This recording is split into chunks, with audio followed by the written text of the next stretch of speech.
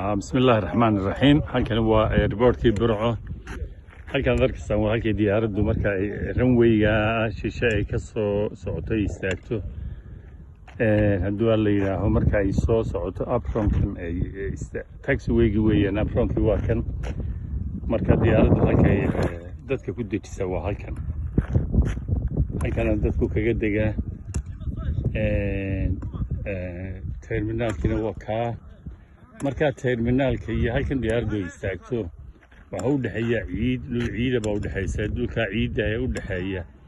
ayaanu maanta lacag soo direen reer Ohio oo ka wakiil yahay jaamac baashe ayaanu dadka curyaamiinta iyo dadka waaweyn ugu soo iibinay wheelchair-kan